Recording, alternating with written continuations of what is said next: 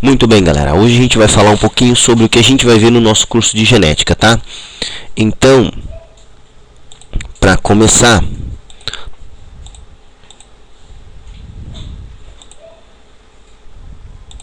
muito bem, galera, mais uma vez você está aqui no nosso canal, canal Mestre Bio, tá? E a gente vai falar um pouquinho sobre o que nós vamos ver nas próximas aulas, que é o nosso curso de genética, um curso completo de genética para você conseguir resolver todas as questões de genética do vestibular, do Enem, de concursos públicos, do que você quiser.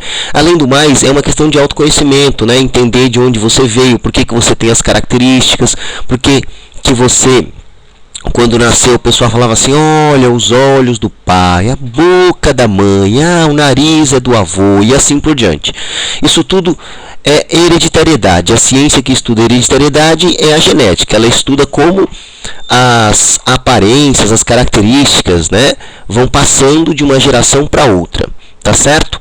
Para entender genética, você tem que entender um pouquinho de probabilidade lá da matemática, que você vai usar muito o cálculo de probabilidade, né? Qual é a chance do indivíduo ser azão ou ser azinho, do indivíduo ter pele clara, ter pele escura, e análise combinatória, porque no fundo, você vai precisar combinar os genes dos pais, os fatores hereditários, para descobrir quais são as chances de uma criança herdar determinado fator, determinada característica, tá certo? Bom, tudo começa com a primeira lei de Mendel. Mendel foi o pai da genética, o cara que descobriu as leis da genética, tá? E a primeira lei de Mendel, ela tem um padrão e suas variações.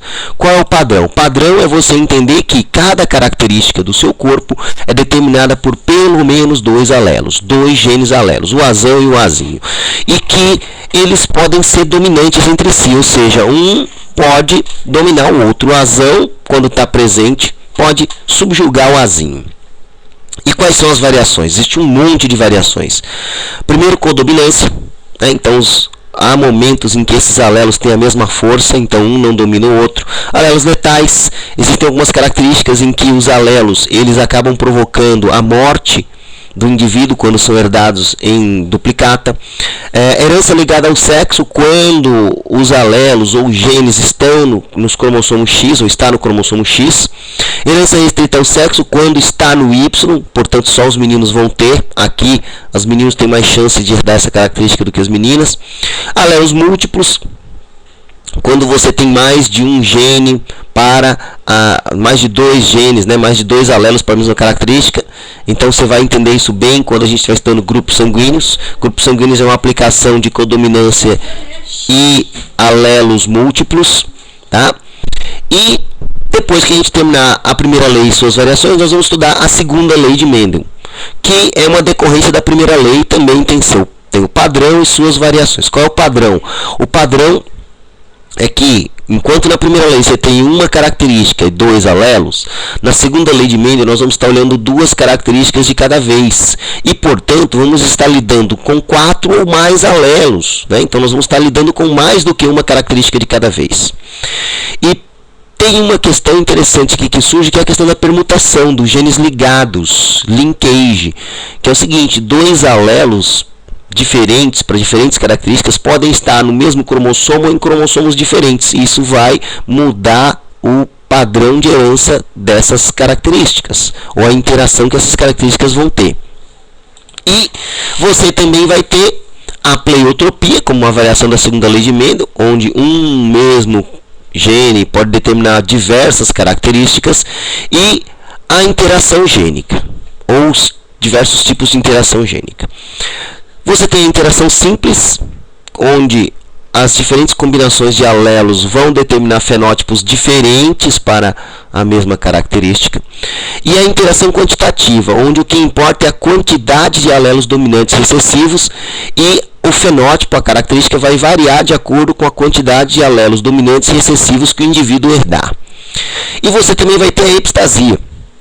Na epistasia, você vai ter a interferência de um alelo diretamente sobre o outro. Então, um alelo recessivo, na epistasia recessiva, vai desativar um alelo dominante. Um alelo dominante vai desativar um outro alelo dominante, ou mudar o efeito de um alelo recessivo. E na recessiva duplicada, você tem os dois alelos recessivos interagindo, né, um com o outro, para determinar que a característica vai ser de um jeito ou vai ser de outro, certo? Muito bem. Não se esqueça de compartilhar o vídeo para que mais pessoas também possam ficar inteligentes e o mundo seja melhor. Não se esqueça de curtir o vídeo, porque quanto mais curtidas, mais a gente vai subir lá naquele ranking do YouTube e outras pessoas vão poder nos achar quando fizerem suas pesquisas. E não se esqueça de se inscrever no canal para cada vez que eu lançar uma dessas aulas aqui, ó, você entender um desses tópicos de genética. Então é o curso completo de genética que a gente vai ter nas próximas aulas. Os grupos sanguíneos, sistema BO principalmente, já tem uma aula, tá? O link está aparecendo aí agora para você poder assistir. Obrigado pela atenção e até a nossa próxima aula.